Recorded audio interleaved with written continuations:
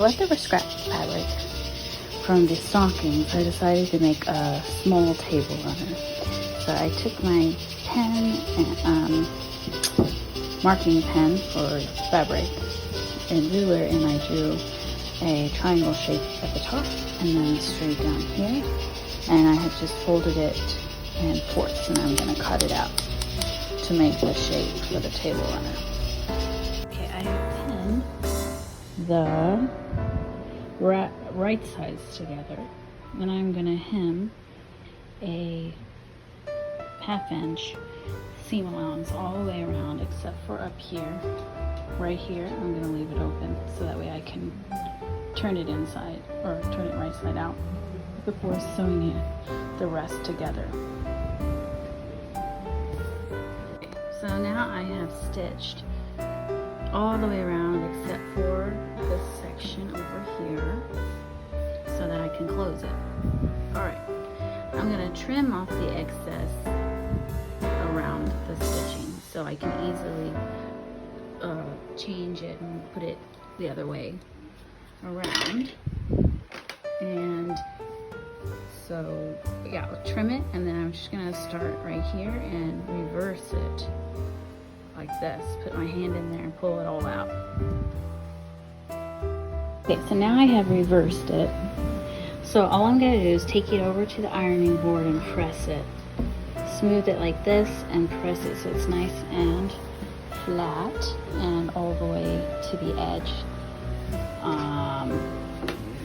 Yeah, smooth out. And then once I'm done pressing, I'm going to just flip this side over like this and press that, and then go back to my machine and sew it together. And I'll show you that side.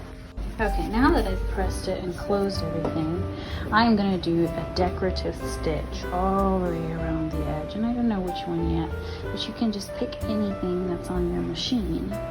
My machine has 32 stitching options, so I'm going to pick probably maybe a ribbon-like one to go all the way around and just kind of experiment with that to make it a bit more pretty.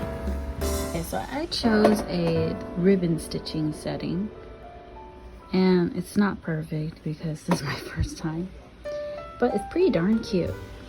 So if you look on your machine, you will have probably some extra stitching, and I went with this one, with the red colored one, and I really like it. I think it's coming out quite nicely, although not perfect. So yeah, you can try on your own machine and see what options are there. Look at this. It's not perfect, but darn it, it's pretty cute. And I made it in just less than an hour, maybe 30 minutes. I don't know how long.